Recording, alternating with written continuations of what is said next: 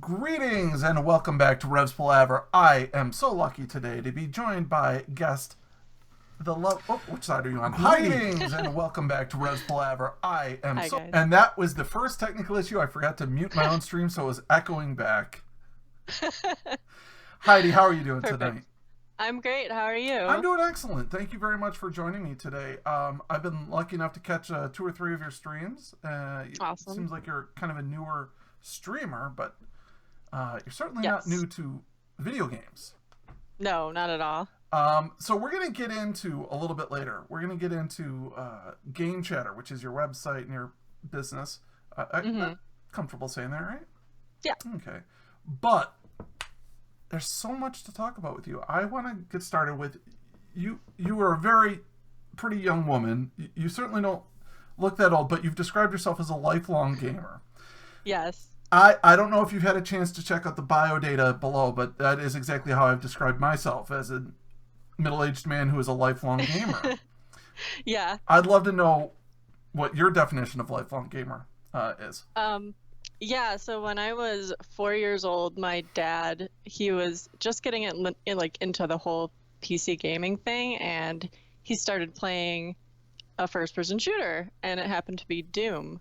And so, he's got these two young kids, and he's like, I bet my kids would love this game. And I'm not sure that Doom was necessarily appropriate for a 4-year-old girl to be playing, but he would sit me down in front of the computer and put a joystick and a keyboard in front of me, and I would just type in the cheat codes and just go to town on those demons. Like, I played for hours. I was obsessed with Doom, and it kind of blossomed from there. But definitely first-person shooters were where I started off. Would it be the chainsaw or the double-barreled shotgun that you felt was inappropriate for a 4-year-old? It might have been the BFG 9000, but I didn't know what it stood for at the time, so Yeah, it's yeah. not friggin'. It's not friggin'. No. No, Uh, no. Interesting side note. We're both consider ourselves MMO gamers. Hmm. Doom is what sort of really got me into multiplayer gaming. Around the time that Doom and Doom 2 came out were the rise of sort of internet cafes in my area. And I remember taking my PC to an internet cafe, and after they would close, me and the owner and a couple of our friends would play from like 10 o'clock until 5 in the morning. Play Oh Doom. my gosh. That's awesome. Yeah. My dad would set up LAN games with me Right. and my brother, and he got us all our own computers so we could play LAN, like multiplayer games of Doom across our house. It was pretty great. Yeah. I have to say, if you're going to talk about a game that started you off, then I would say Doom's a pretty good one. So, Yes, definitely. but first player shooters, those are or first person shooters, those are your milieu, or did you branch out after that, or Actually, like I never really stuck with them after that. I did get into like the Half-Life kind of games when I was getting to be like a little older, but I started playing MMOs when I was actually 8 years old, so that kind of kindled my love for that. And I really always liked RPGs too, but yeah, I started playing a very small MMO when I was 8 years old, and even I played it from 8 to 18, so I was playing that for a while too. which And MMO was that?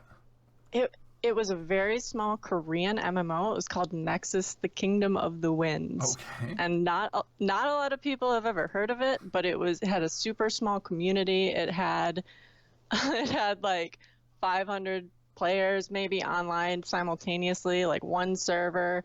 It was ported over from Korea for an American version. And even in there, like I was like 13 and I was trying to take like leadership positions because that was what I thought was fun.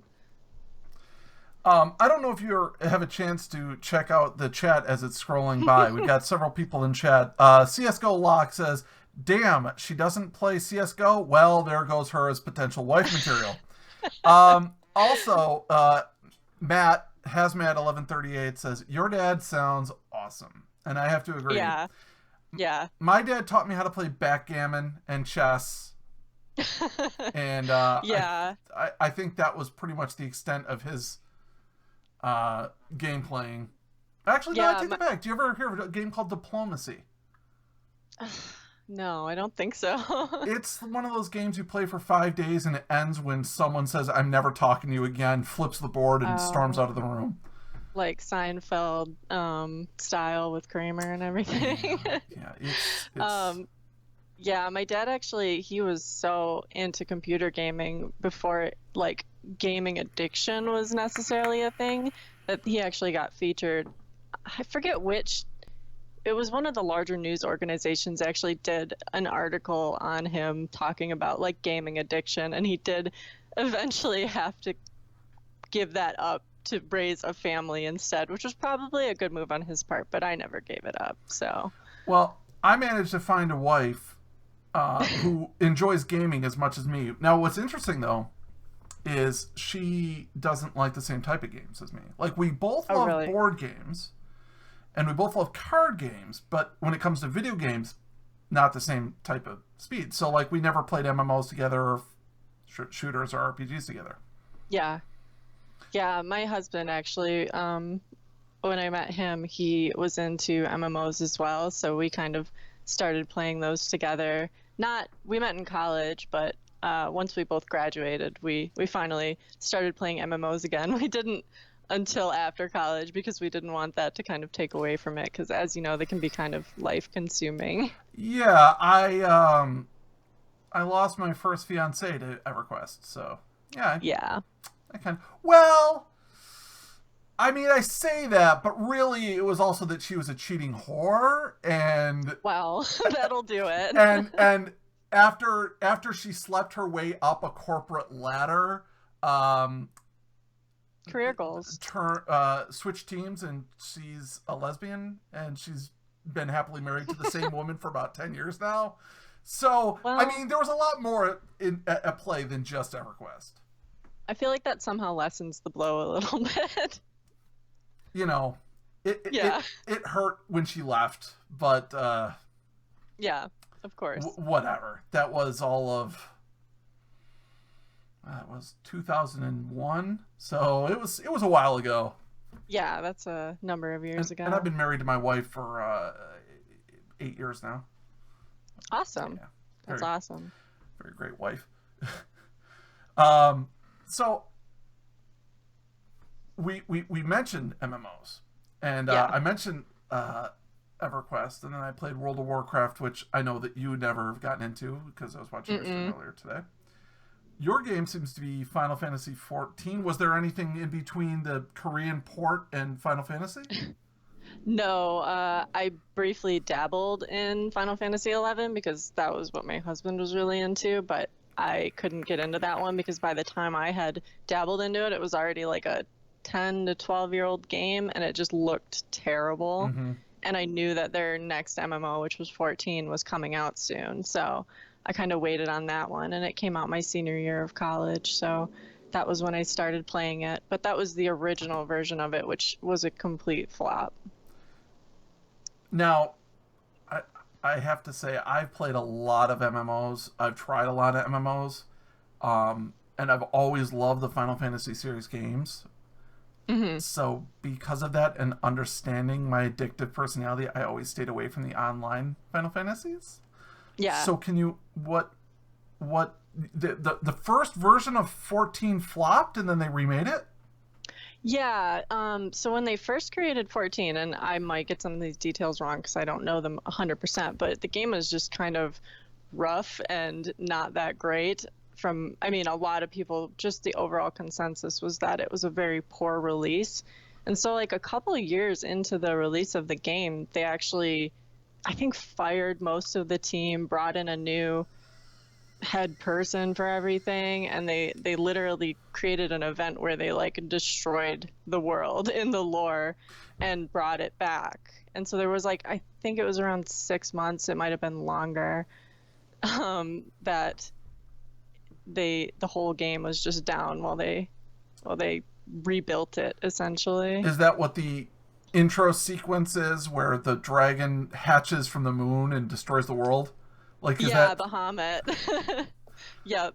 And I don't follow the lore of the game that closely, honestly. I get criticized a lot for being a cutscene skipper, so Because honestly, I didn't think the story would be very good, so I skipped it all. And then I found out later down the line, everyone's like, "Wait, you skipped the cutscenes?" And I'm like, "My bad. I didn't know it would be good. I'd never played an MMO with a good storyline before." Have you ever played any of the Final Fantasy games before? Yeah, I love Final Fantasy games. I've played my favorites probably four, but I've played three, four, seven. I never really got into any of the newer ones besides 13, which was just okay. I've heard I missed some good ones, but they all had really good stories. I just wasn't expecting an MMO to have a good story, Well, and that was my fault. not all of them. 8 was pretty terrible. Was it? Oh, it was People feel very strongly about the different games. pretty terrible. Yeah. Yeah. My oh god, I always get so much shit over this. My favorite in the main Final Fantasy games. Did you ever play Final Fantasy X or Final Fantasy X? No, I haven't. Then you probably haven't played Final Fantasy X2, which came under a lot of heat because it was the first one that had a sequel. And on top of that, everyone's like, "Oh, that game sucks. It's just Barbie dress up," because the cast is 3 women, and then there's different job classes, and you change your jobs by changing your outfits. But Okay, that's like 14 kind of, but weapons. yeah, and it came under a lot of fire, but it's actually in my opinion, it's actually one of the best Final Fantasy games. Now, the best is Final Fantasy Tactics. Yes, agreed. Loved Tactics. All right, so Loved it. you have fought the Lions of Ivalice. Yes. Okay, and so where I was going with this though is in Final Fantasy Tactics they have the job system where your characters can take on different jobs, right? Yeah. And that's much the same in Final Fantasy 14. Yep. Your one character can play any job in the game just by switching their weapon, which I guess is kind of unusual for most MMOs because normally you'd have to make alts to have a bunch of things. And that's kind of a great thing about it too, is that you don't need alts unless you're a really hardcore raider who wants to somehow bypass the weekly lockout and do it on multiple characters and run with multiple statics. But I think that's really intense to do. So, Yeah. yeah. Yeah. Yeah. Have you done that? I could spend the next 40 minutes telling you about it, but I'm not gonna. Instead, I want to address something that Loina said over here in chat. Loina says the dragon, meaning Bahamut, who destroyed the world, has nothing on Deathwing. I've heard that comparison before, but I don't know enough about Deathwing. Well, did you see recently Blizzard Entertainment and Square Enix actually got into a little friendly war on Twitter? No, I didn't see that. That sounds was great. hilarious. I'll try to find it for you. But basically, over the course of 2 or 3 days, like just some guy posted like, I'm trying to decide what MMO to play. Should I play Final Fantasy 14 or should I play World of Warcraft? Oh, jeez. And Square Enix said you should play our game. We've got, we've got white mages, and then Blizzard came back like white mages. Pff, we've got paladins, and then they started one-upping each other. And they got to like, well, we've got Deathwing, and he, like, sundered the entire planet over the, and then Square Enix was like, Deathwing was free for months, and all he did was knock down a couple buildings. Our dragon was out for 12 seconds and destroyed the world. And it kept going like that for a few days. It was quite hilarious. That's awesome. That's some, like, good dorky nerd war right there, which I always appreciate. And you can always check it out later, but Loina has just put it in chat right here, so you can awesome. Check it. It was quite hilarious. As to the hardcore rating thing, yeah, my guild in EverQuest was the #1 rating guild on the server. Ooh. And when a whole bunch of when Blizzard reached out to some of the top people in the game, when they were creating World of Warcraft, they said, we want to make EverQuest, but better in every possible way. So the 2 big names were these 2 guys, Tiggle and Fuhrer. And they said, well, here's what we want to do. We want to do all this. They have all these ideas. And then they said, and when we start testing it, we want to bring in EverQuest players and bring in people who play EverQuest a lot so that they can be the ones that test it because they're going to give the best feedback. not just random people who are just going to love it just because they love you. Yeah. So what Blizzard did is, when it was still in alpha testing, they went around and they found the top guilds on each server and sent everyone in the guild invites to alpha test WoW. And that's awesome. That was when I started playing WoW. And after playing it, even in alpha, I was like, yeah, I'm not going to be playing EverQuest once this game comes out. Yeah.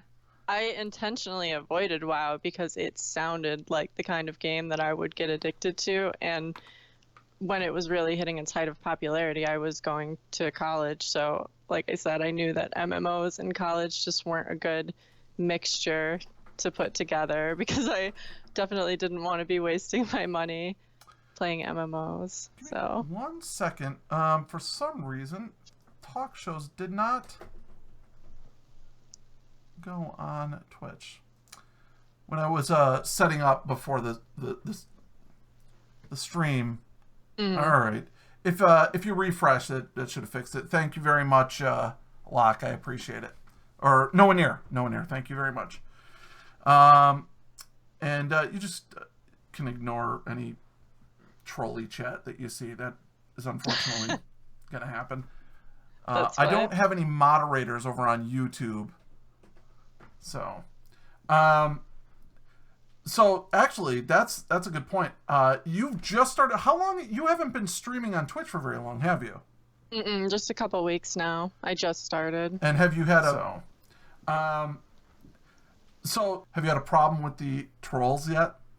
No, I actually haven't had any negative experiences yet, which has been nice. Unless I guess someone came in when I was streaming Diablo 3 and accused everyone of being feminists for watching me, but I think that was pretty tame for the internet, actually.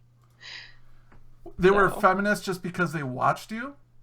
Maybe. I don't know. Maybe because they were watching me instead of someone else streaming. But that's a very large conclusion I'm jumping. I thought it was pretty funny. I do find that kind of amusing because I have a friend. She goes by Darth Bex on Twitch here, and she's very aware of the fact that people will tune into her channel when she's streaming just because they see a female face, right?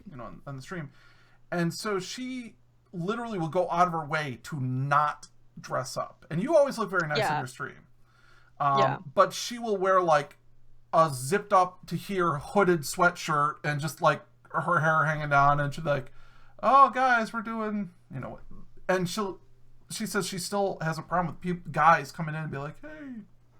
Yeah, I think it's just an unfortunate consequence of the anonymity of the internet, making people feel like they can say things that they would never say to a person in real life, especially walk up to a girl and say that kind of thing, no matter what she looks like.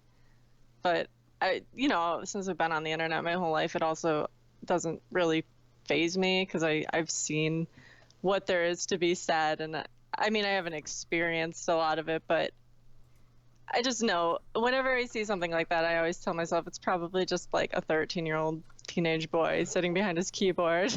Well, one thing there's a lot of keyboard warriors. One thing I've come to learn is there's a lot of 30-year-olds who have the mentality of 12-year-olds. Yeah, definitely. I have a brother who's in his mid-30s or early to mid-30s, and I swear to God, sometimes I'm talking to him and I'm like, what is wrong with you? Like, did you never grow up? Like, yeah, it's hard to believe sometimes when you're young, you see adults and you think that every adult has it together and is so smart, and then you become an adult and you're like, everyone's still really stupid and still acts like a child. So yeah, it's dumb people are always dumb, and that's fine. Well, I also, okay, so here's the weird thing too about Twitch trolls. I'd say one or two actually fairly loyal viewers to my stream, and I've been streaming since December. Okay. Started out as trolls. They came in and they're like, LOL, what's up, cumbeard? Because I've got, oh my God, I've got gray hair. Yeah. And I'm like, nothing, what's up, fag? I just throw it right back at them. Yeah. And they're like, I mean, just some of the craziest stuff. And then you kind of shrug it off. And if they're really abusive or really offensive, like, I don't tolerate hate speech, Right. racism, and I avoid politics, but it's not even like... Good idea. Yeah, I mean, but other than that, like, pretty much anything's fair game on my channel. So, like, I kind of just throw it back at them. And one or two of those people, like, man, you're not freaking out. I'm like, I don't care. Well, Yeah, I've got gray hair. What? Yeah, they're like any other like little boy mentality where they just want to get the reaction out of you, and if they don't get it, then it's not fun anymore. Like I grew up with brothers. I was taught that from a very young age. Yeah. So. Yeah. You're fat. Yeah, I am. Fat face. I know. It's like, ooh.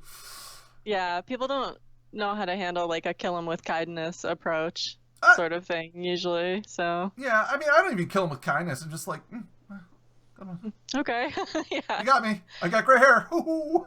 Yeah, and I mean, I haven't had like a ton of traffic through my streams yet either, because I honestly, Final Fantasy 14 doesn't, it's not like a huge audience compared to some of the games. So but I like the fact that MMOs seem to attract like really interesting, cool people who just want to sit and have a conversation and talk about games and, talk about what you're playing and not be too critical of what you're doing. They just want to relax and hang out with you pretty much, and that's been really fun.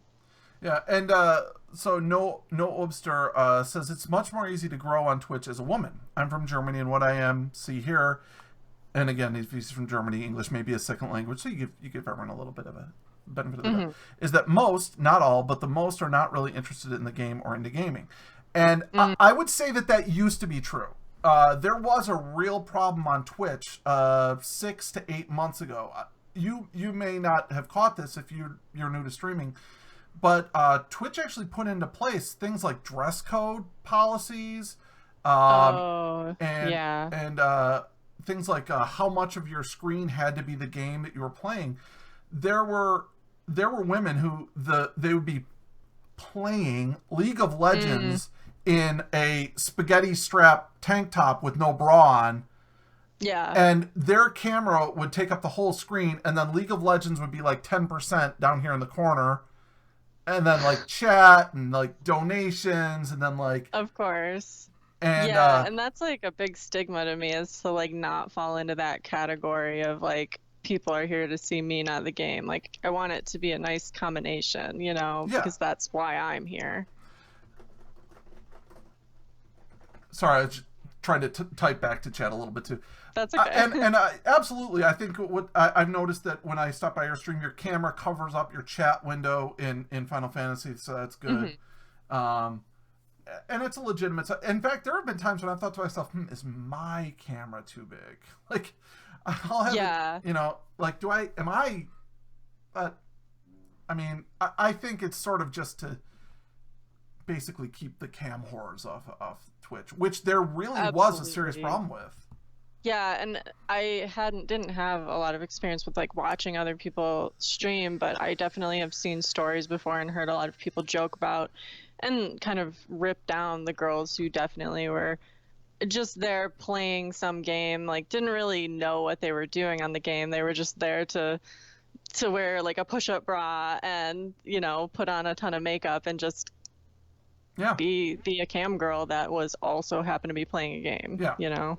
It essentially was, but anyways, that's in the past. The point it's a big topic. the point I'm trying to make is that was an issue, and you definitely still feel a little bit of that hatred from anyone who's been on Twitch for a while. That basically Twitch is a weird community in the sense that there's a lot of people that are super, super supportive. And I try to be very supportive of anyone who's starting out, offering my help or feedback in any way I can. And then there's these people who are like, I've been here for so long, and I know these people, they all just want the same thing. Yeah. So I can say without a doubt to Noobster, I'm going to call you Noobster because it's Noobster with a space. I like her already just because she does not show the cut of her shirt. So he approves of your outfit, I guess. Awesome. It's I mean, I'm not being myself when I'm on the stream. Like it's 100% just how I would dress or look or act in real life too. So I'm not trying to be someone I'm not or be some like outgoing entertainer or something. mm-hmm. So So one of the people watching, his name is Noah Near.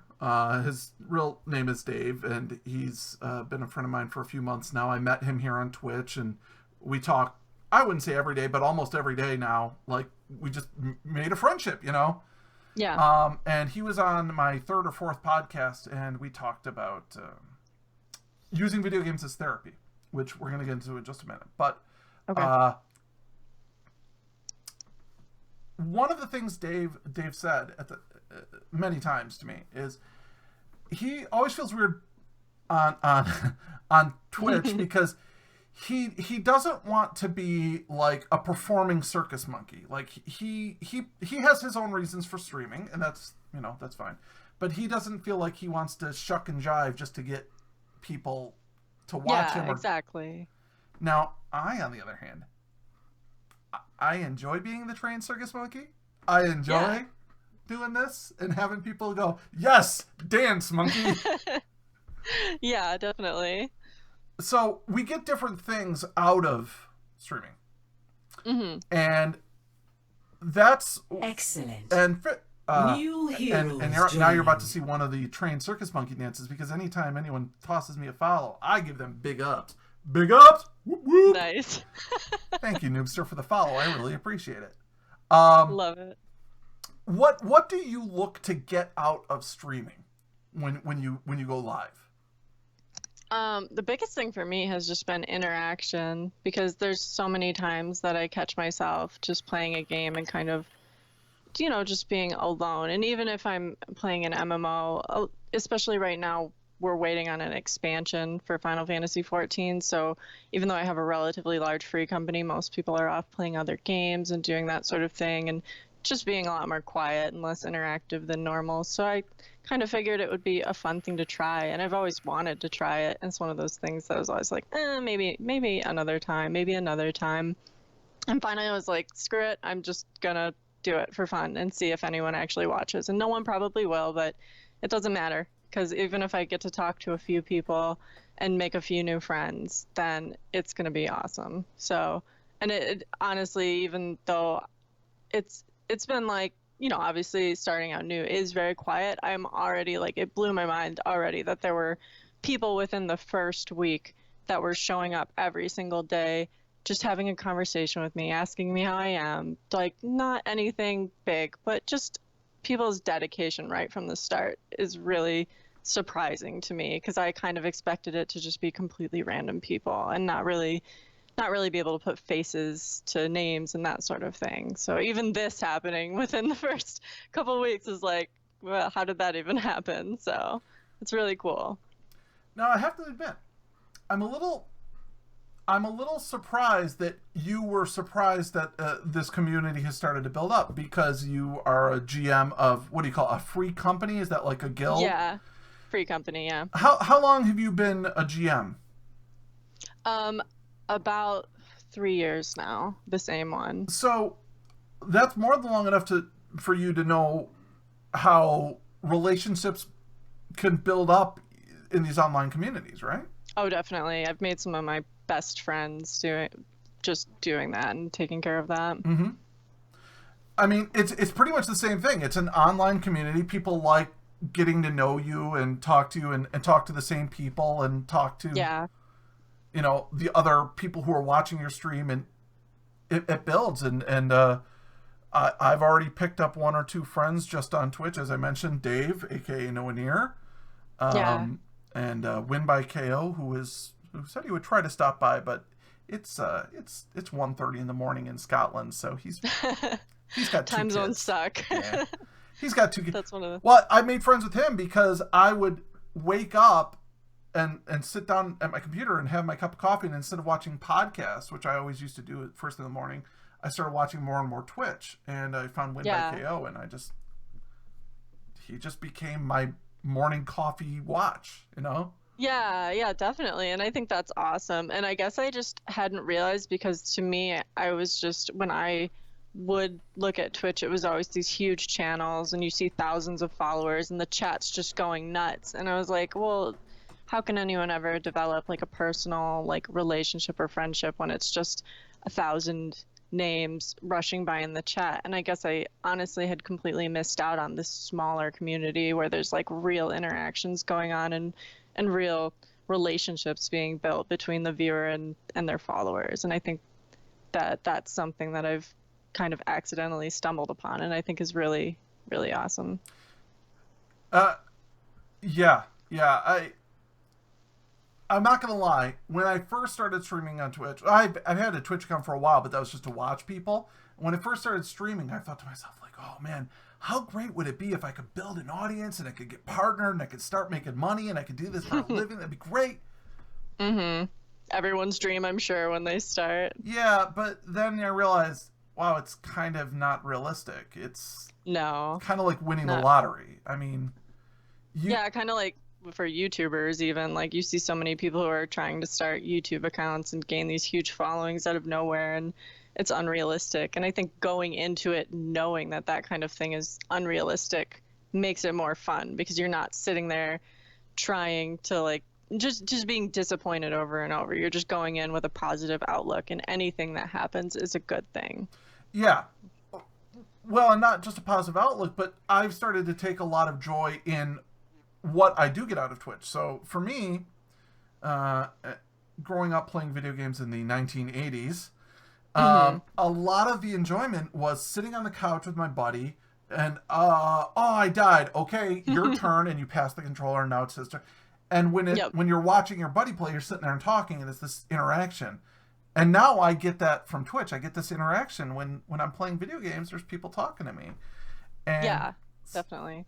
you know, my wife thinks I'm crazy because I've said, oh, I kind of want to go play blah, blah, blah, but the internet's being a little wonky and I can't stream. So she's like, well, just go play the video game. I'm like, I don't want to play it if I'm not streaming.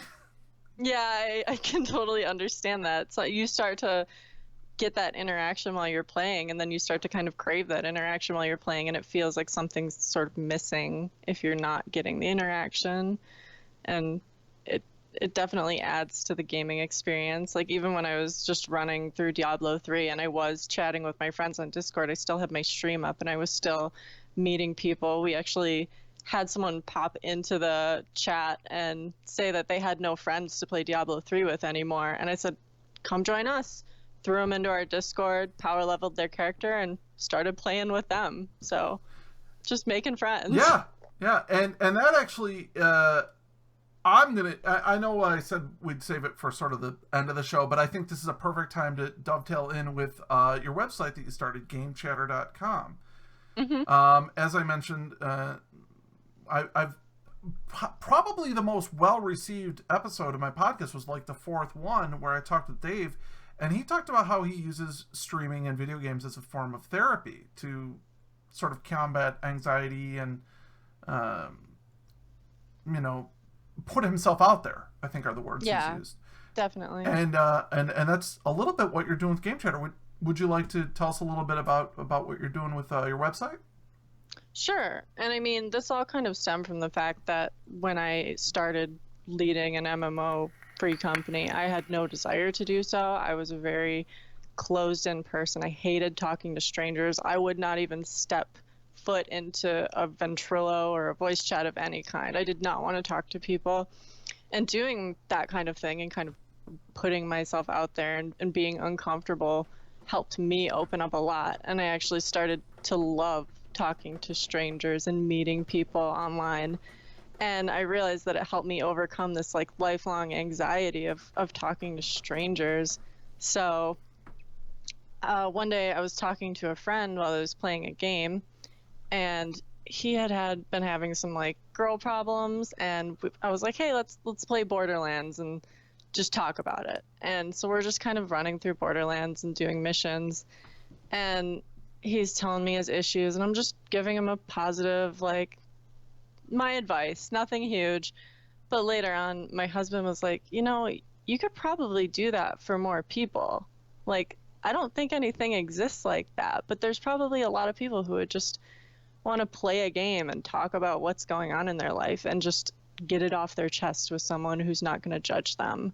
And so I was like, yeah, let's try it out. It took me like a year and a half of thinking on it and him nagging me more and more that I should do something. But thanks to, website template builders being a thing, and because I had no idea how to do any of that, I actually, made it happen. And it's only been something I've been working on for a couple months now. But yeah, the whole goal is just to encourage people to use.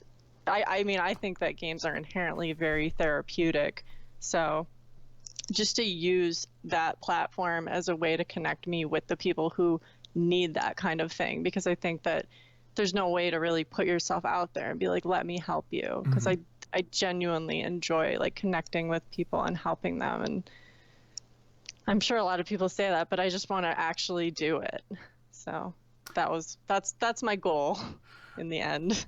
Well, I think that it's and I've often said, and I'm sure you'll find something to agree with in this, that one of the I've been told by people, this is going to sound so egotistical, but I can't think of any other way to say it other than just to say it. But I've been told by people that I'm the best guild leader they had ever had, or that they join another guild and then they'd come back and they'd be like, I couldn't believe how little that GM knew. And I'd say, well, there's this really sensitive balance to knowing how to navigate the waters of so many people's different emotions, and yes, absolutely. knowing when to listen and when to give advice and so on and so forth. You almost have to be a little bit like a therapist to yeah, and how to balance all that. Like you can't get sucked in. Like you have to sort of create some walls as well.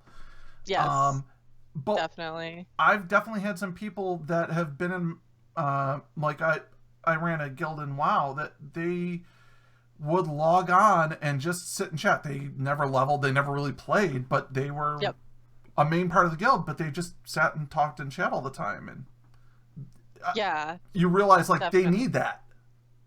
Yeah, and that's been a huge thing, is like I had no idea that I would thrive on leading a group of essentially strangers who somehow became some of my best friends from across the world. I've got friends I've made in, of course, like England and Australia and everything, and it's like even though they're in a complete opposite time zone and their day is my night, like somehow we still find a way to be, best friends and talk every single day. And so I would help people with so many things. And like you said, like navigating those waters, and like suddenly people are showing up to you out of the blue and being like, hey, I have this problem. What do you think? And you're like, I guess I'll give it a shot. You're spending every night just talking to these people on a voice chat about their life and their relationships and their jobs and all those kinds of things while you run a raid or something. And I just think it'd be cool to apply that somehow to a wider audience.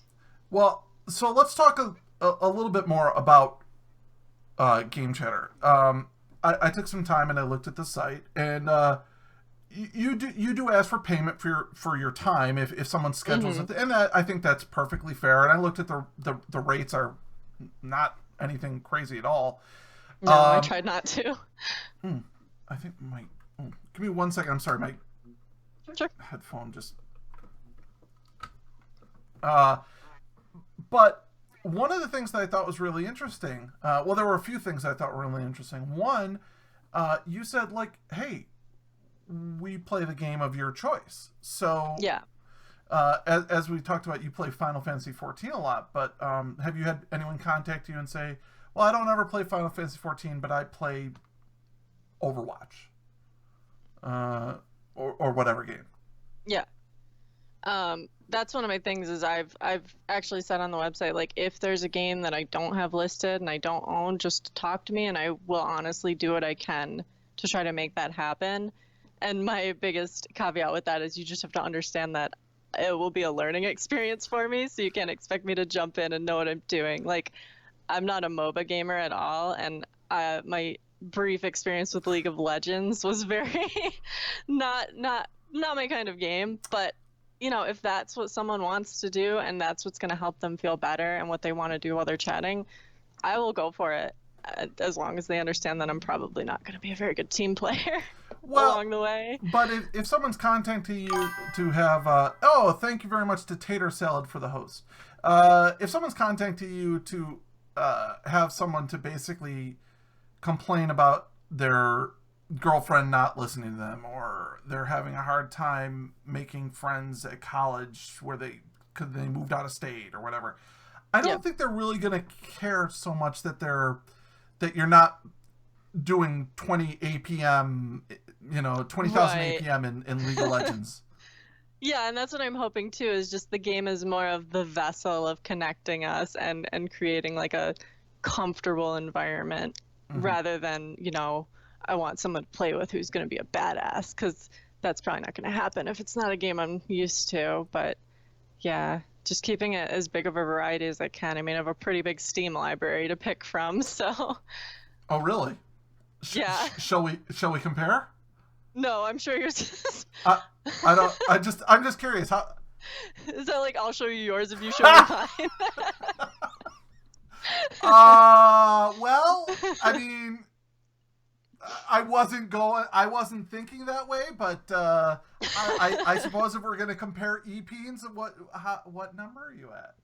How many games I couldn't tell you off the top of my head, but I really thrive on the winter and summer sales when they pop up. But I'm always like the one trying to get a good deal on like the big games. Like when Witcher 3 came out, I was like, I gotta wait till the winter sale. I can't buy it right away. I don't want to pay full price for it.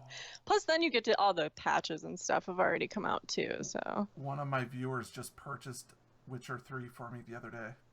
Oh, exciting! Yeah, he purchased it's someone I knew in real life years ago, AJ Fuhrer. I don't think he's watching right now.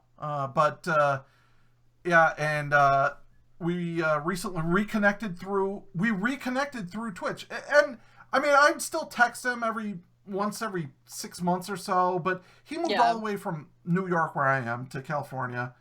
And one day I was in a stream of a friend of mine. He was streaming Resident Evil.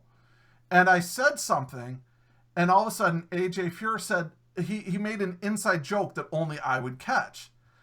And That's awesome. I'm like, oh my God, AJ, is that you? Because his real name's AJ. AJ, is that you? And he goes, oh my God, I thought, what are the odds that there would be anyone on Twitch named Dose Rhev that wasn't you? Because as I said, that's a real life. That's crazy. Nickname. Yeah. Small world. So now he tunes in every single day that I stream, because I tend to stream like around 11 to noon till about 3 or 4 in the afternoons.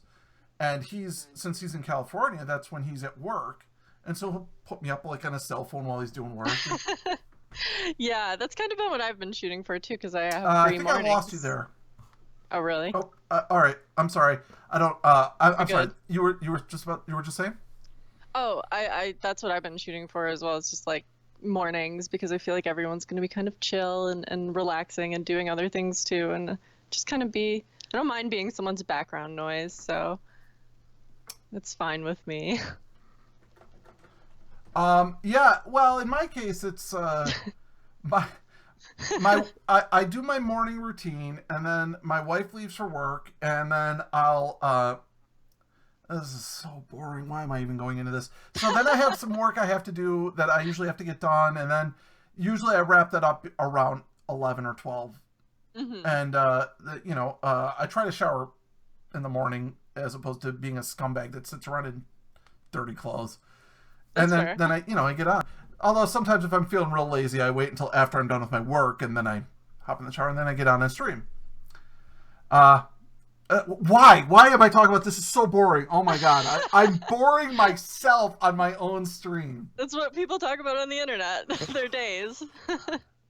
Anyways.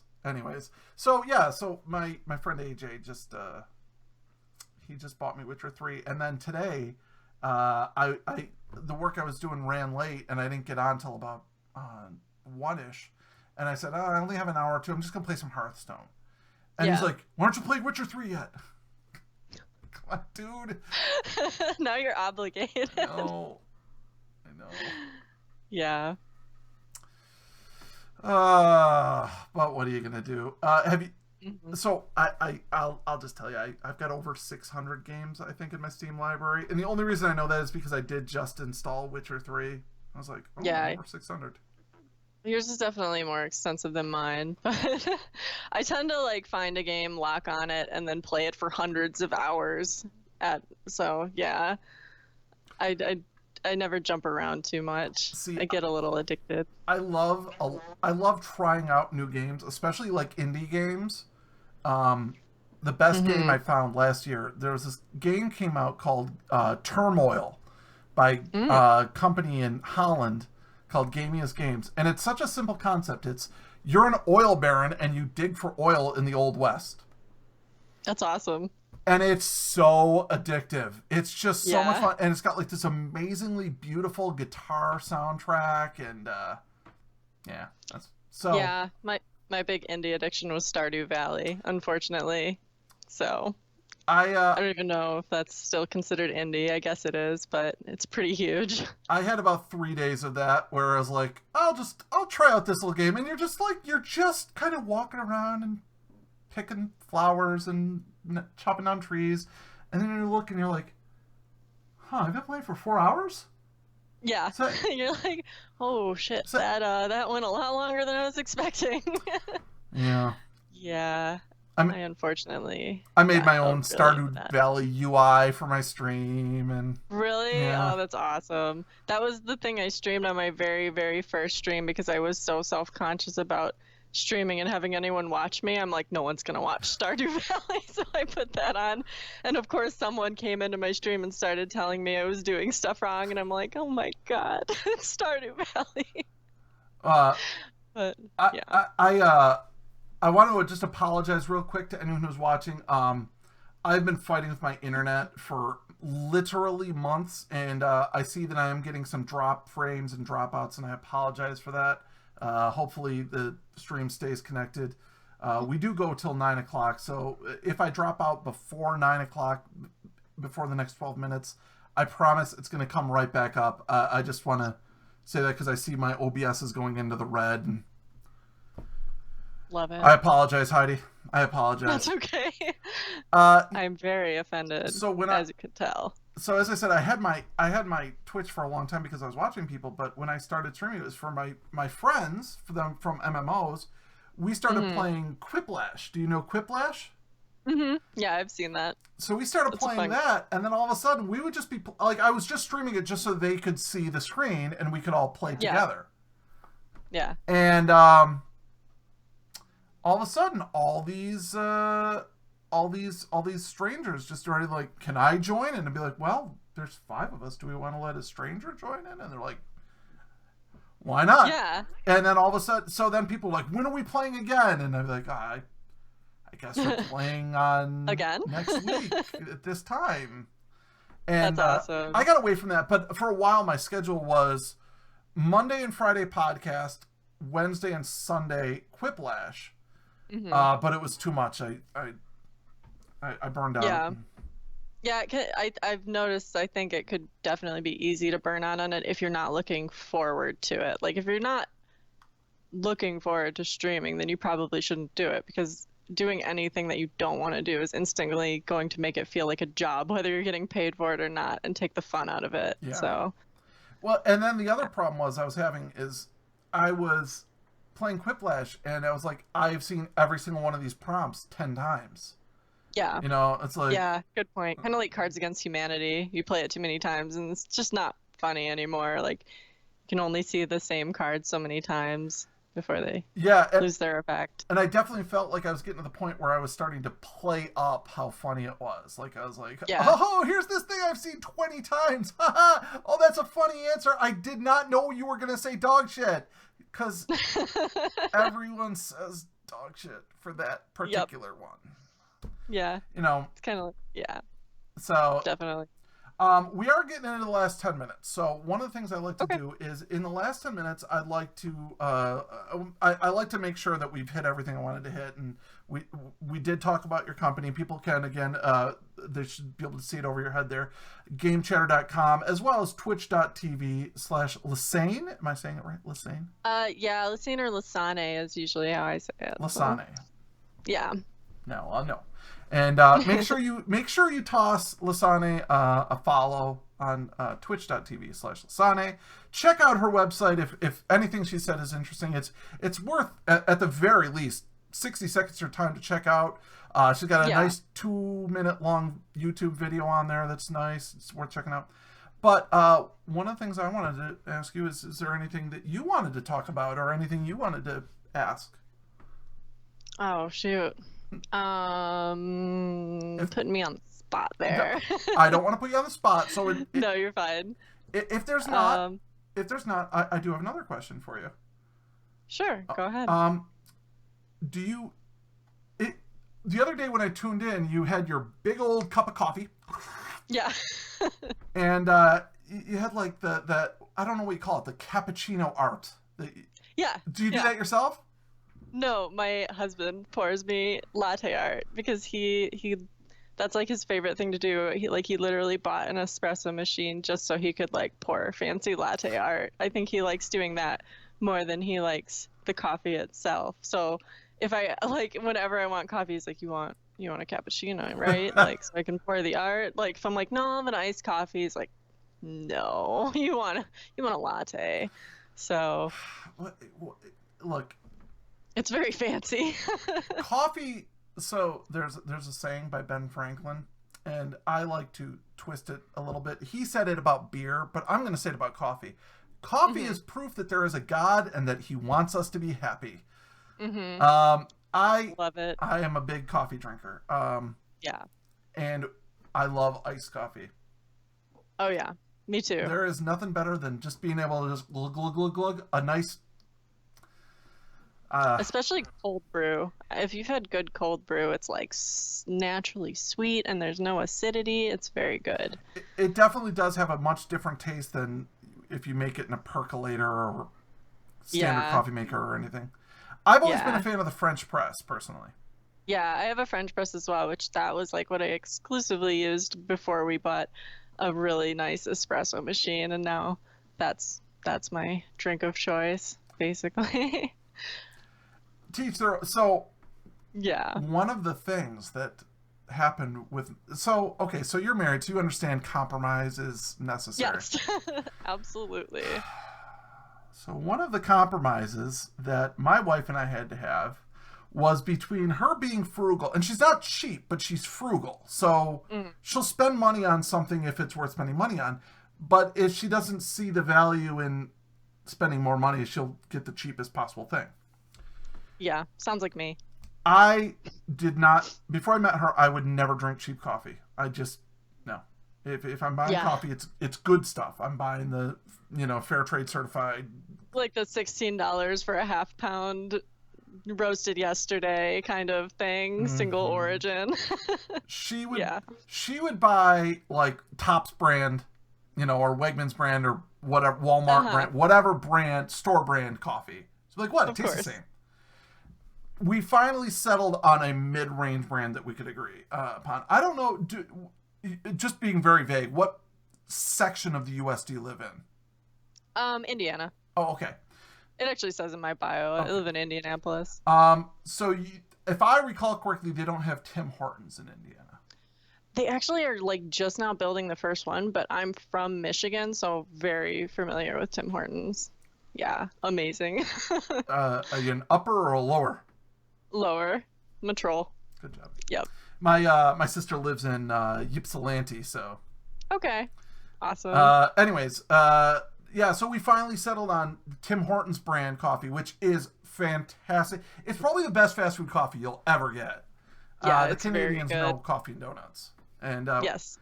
But the funny thing is, she's gotten so used to drinking that, now she can't drink shit coffee anymore. That's what happens as soon as you get the good stuff, you drink the bad stuff and it tastes like cardboard. Yeah. And you're like, what was I doing with my whole life? So we'll go to like we went with Costco. We'll go to our parents' house and they'll have like my wife will even call ahead of time and say, "Do you have coffee or should I bring some?" And they're like, "No, we've got coffee." And then one time we went there and they handed her a jar of like Folgers instant coffee. And it was Christmas Day, so it's like, yeah, on Christmas Day you need the good stuff. We can't even go anywhere and buy any, like everything's closed. Yeah, definitely. Our compromise was Costco brand because they actually have some pretty decent source, like fair trade coffee, but it's not obnoxiously expensive. So, yeah. Exciting thing to talk about. I know. Hey, believe me, talking coffee is fine. Now, I actually had to cut way back. I was drinking so much coffee, and it was really affecting me. But I'm a nicotine and caffeine addict. I'm down to almost no nicotine in my vape, but that's good. So I'll have like 1, maybe 2 cups of coffee in the morning at most, and then I just switch to soda. Oh, soda, though. Well, as previously mentioned, I'm a fatty. Yeah. So. My vice, actually, growing up in a state that had amazing craft beer, was getting into craft beer. And so that's one thing I can spend hours literally talking about and or drinking, but also something I try to like limit to my weekends because obviously not a super healthy habit to have. But I love beer, and I could drink all sorts of they don't have any brews or any. I find microbrews are popping up all over the place. Yeah, Indianapolis is huge for like small breweries, and it's been awesome and also terrible because it's an expensive habit. Yeah. But I have like 4 different microbrews in my fridge right now that I picked up this week. But for health reasons, I pretty much had to stop drinking beer. I have like maybe I'll have like 2 or 3 at a social function. Like if I go to a barbecue, I'll have like 2 or 3, and then that's about it. Yeah. And I won't have any more until like, but I used to love beer. I have a type of arthritis that it's very bad with it, and blah blah blah blah blah. Yeah, that makes sense. Stout IPA. What's your beer choice? I started off being more of a stout and porter person, and then really learned to love weedy and malty kind of things. And then now I'm finally progressing into really appreciating IPAs because for a long time I did not like the hops, but now I do. Citra hops especially. I love a good IPA. I've never been a big stout fan. The best beer I ever had was this microbrewery in Buffalo, New York, which is where I'm from originally. Mm-hmm. And they made an unfiltered rye. Ooh, that sounds good. So good. Well, listen, Heidi, it has been an absolute pleasure talking to you. Thank you. I'm going to have you back on, and of course I'll check out your stream, and I hope everyone here has checked out twitch.tv/Lissane and gamechatter.com. That's game-chatter.com. Mm-hmm. Really, just so much fun, and I look forward to talking to you more. You. Thank you for being on. Blast. And the last thing we're going to do before we go is I always like to give my guest the last word. So, last word to you. Oh my gosh. Oh, jeez. I like watching people struggle. And, I wasn't expecting this. Yeah, I know. What was the dance you do for followers? Oh, well, it's not really so much a dance. It's okay. Now I'm gonna feel weird doing it when no one's followed, but I'll do it anyways. Yeah, I like to give out big ups. So like raising the roof, I go like big ups like this. Well, it seems appropriate that I will just give everyone watching and following you big ups because that seems like a good thing to do. All right, Heidi. Thanks a lot. Have a great night. Thank you. Bye-bye. Bye.